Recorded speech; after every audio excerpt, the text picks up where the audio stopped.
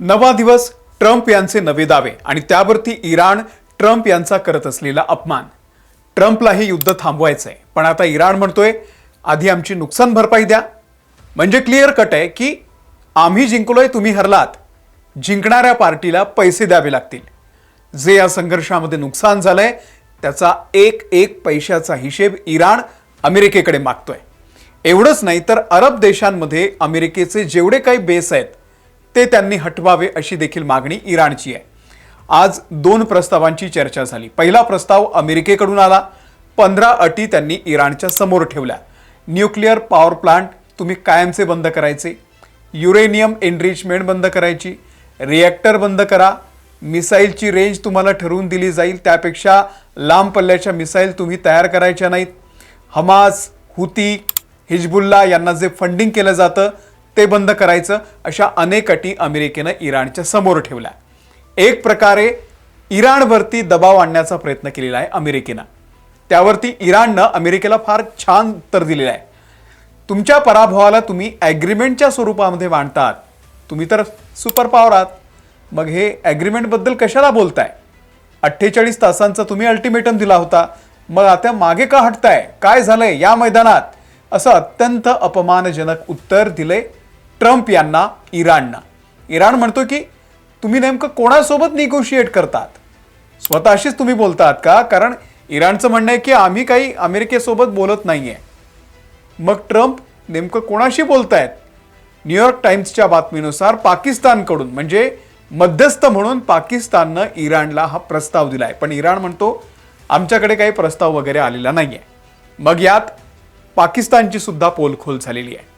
इराणनं अमेरिकेलाच उलट प्रस्ताव दिलेला आहे. त्यात इराणचा सूर असा आहे की अमेरिका हे युद्ध हरलंय, अमेरिकेनं गुडघे टेकलेले आहेत आणि अशा हरलेल्या पार्टी समोर जशी डिमांड केली जाते तशी इराणनं अमेरिकेच्या समोर केलेली आहे.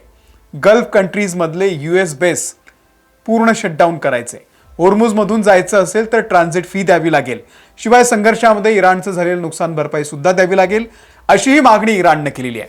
हे दोन्ही प्रस्ताव आपण जरा सविस्तर पाहूया. दोन्ही पार्टींचं नेमकं काय म्हणणं आहे आणि सोबतच या संघर्षामध्ये इराणची विन विन सिच्युएशन का झालेली आहे हे जरा सविस्तर पाहूयात. नमस्कार, मी अमोल किन्होळकर, आपण पाहत आहात महाराष्ट्र टाइम्स ऑनलाईन. आता आपण सुरुवातीला अमेरिकेचे राष्ट्राध्यक्ष डोनाल्ड ट्रम्प यांचा 15 कलमी शांती कार्यक्रम नेमका काय ते पाहूयात. पहिलं, न्यूक्लिअर प्लांट बंद करावे. कोणी? इराणने. यातून खरं तर संघर्ष सुरू झाला होता. पहिला मुद्दा तोच होता की इराण न्यूक्लिअर पॉवर बनण्याची तयारी करतोय आणि अमेरिकेला तसं होऊ द्यायचं नाहीये. नतांज, इस्फहान, फार्डो या तीनही साइट्स इराणनं बंद कराव्या असं ट्रम्प यांचं म्हणणं आहे. दुसरं आहे युरेनियम एनरिचमेंट थांबवावी. आतापर्यंत इराणनं केलेलं 60% uranium enrichment international atomic energy एजन्सीकडे देण्यात येईल. त्या बदल्यात न्यूक्लिअर सँक्शन्स जे इराणवरती लादलेले आहेत त्यांना हटवण्यात येईल. नंबर 3, बॅलिस्टिक मिसाईल्सच्या रेंजवरती निर्बंध, म्हणजे लांब पल्ल्याच्या बॅलिस्टिक मिसाईल्स इराणला बनवता येणार नाही. ट्रम्प ठरवतील तेवढ्याच रेंजच्या त्यांनी बनवाव्या. भविष्यातील क्षेपणास्त्र वापर फक्त स्वसंरक्षणापुरताच करावा. चौथं, हमास, हुती, हिजबुल्ला यांना फंडिंग थांबवावं. इराण या सगळ्या बंडखोरांना पाठबळ देतं, त्यांना फंडिंग करतं, शस्त्र पुरवतं, ते त्यांनी तात्काळ थांबवावं. आणि 5वं, होर्मुझच्या सामुद्रधुनीतून मोफत प्रवास, स्ट्रेट ऑफ होर्मुझ जो इराणनं सध्या बंद केलेला आहे तो सुरू करावा आणि विनामूल्य सर्व जहाजांना वाहतूक सुरू करू द्यावी. तर या काही महत्त्वाच्या मागण्या आहेत. 15 मागण्यांपैकी बऱ्यापैकी पॉईंट्स हे युरेनियम आणि न्यूक्लिअर पॉवरशी संबंधित आहेत, ज्याविषयी आपण ऑलरेडी खूप वेळा बोलून झालेला आहे. हा सगळा 15 कलमी कार्यक्रम जो आहे तो अमेरिकेनं इराणच्या समोर ठेवलेला आहे. जर या मागण्या मान्य केल्या तर 1 महिन्याचं सीज फायर करायला आम्ही तयार आहे असं अमेरिकेचं म्हणणं आहे. आता त्यावरती इराणच्या IRGCचे ऑफिशियल प्रवक्ते म्हणालेत की तुम्ही तर सुपर पॉवर आहात, तुम्हाला हे सगळं मिळवायचं असतं तर तुम्ही युद्धात मिळवलं असतं, पण तुम्ही हरले आहात आणि पराभव झाकण्यासाठी अशा अटी समोर ठेवून हे युद्ध गुंडाळण्याचा तुम्ही केविलवाणा प्रयत्न करतात. दुसरी गोष्ट, इराणचं म्हणणं आहे की आम्ही तर तुमच्याशी बोलतच नाहीये, मग तुम्ही हे प्रस्ताव कोणाला देताय? यात तर मध्यस्थ आहे पाकिस्तान.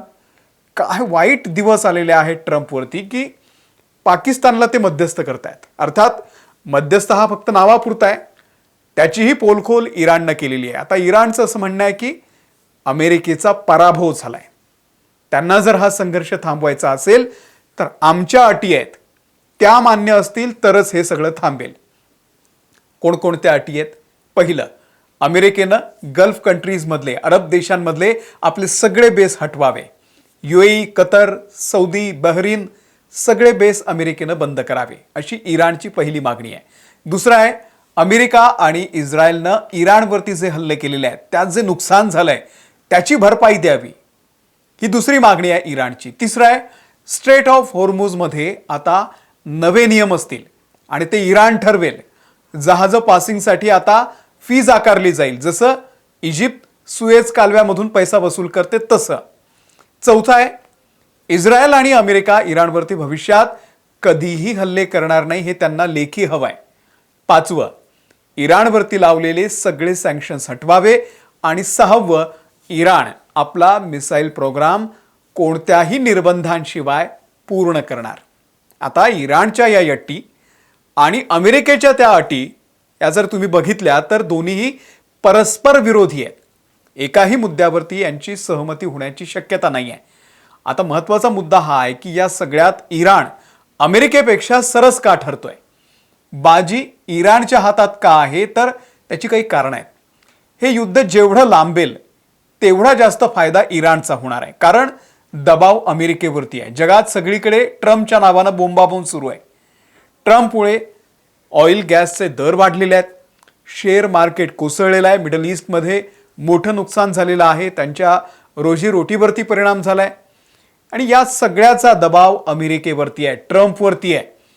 इराणला काही फरक पडत नाहीये आता, कारण त्यांच्याकडे गमावण्यासारखं फार काही राहिलेलं नाहीये. त्यामुळे इराणला काहीही घाई नाही आहे हे सगळं थांबवण्याची. ट्रम्प आणि नेतन्याहू आता हे सगळं थांबवण्यासाठी केविलवाणी धडपड करतायत. दुसरं आहे, ट्रम्पला वाटत होतं की आयातुल्ला यांना संपवल्यानंतर आपल्या सोयीचा बाहुला इराणच्या सत्तेवरती बसवता येईल, पण तसं झालंच नाही. उलट आता ज्या पद्धतीनं अमेरिकेनं लहान मुलांना लक्ष्य केलेलं आहे त्यावरून तिथल्या लोकांमध्येही अमेरिकेच्या विषयी चीड आहे, राग आहे. एक आयातुल्ला गेले आणि त्यांच्या जागी दुसरे आले, त्यामुळे ट्रम्पची घोर निराशा झालेली आहे. सर्वसामान्य अमेरिकन लोकही ट्रम्पला प्रश्न विचारतायत की बाबा रे, आपण का लढतो यामध्ये? रोज मिलियन बिलियन डॉलरला आपण जाळतोय का? कशासाठी? त्यामुळे ट्रम्पच्या या निर्णयानं कोणीही खुश नाहीये, त्यांच्यावरती दबाव आहे. पण इराणनं स्ट्रेट ऑफ होर्मुझ रोखून जगाची कोंडी करून टाकलेली आहे. तरीही अजून अरब देशांच्या डिसॅलिनेशन प्लांटवरती इराणनं हल्ला केलेला नाहीये. तो त्यांचा शेवटचा मार्ग असेल. अरबांवरती सुद्धा आता दबाव आहे आणि इकडे अमेरिका, इस्रायल जर एक मिसाईल टाकत असेल इराणवरती तर इराण बदल्यात 2 टाकतोय. इराण डिफेन्सिव्ह मोडवरती असल्यानं इस्रायलचं मोठं नुकसान झालंय, त्यामुळे इस्रायललाही हे आता थांबवायचं आहे. पण ट्रम्पच्या हट्टापायी ते सुद्धा बर्बाद होत आहेत. त्यामुळे इराण या संघर्षामध्ये सरस ठरलेला आहे. ट्रम्प जे सीजफायरचे दावे करतायत ते सगळे खोटे आहेत, सगळे खोटे आहेत. या सगळ्या संघर्षाबद्दल तुम्हाला नेमकं काय वाटतं? आम्हाला कमेंट करून नक्की सांगा. या व्हिडिओमध्ये इथेच थांबतोय. धन्यवाद.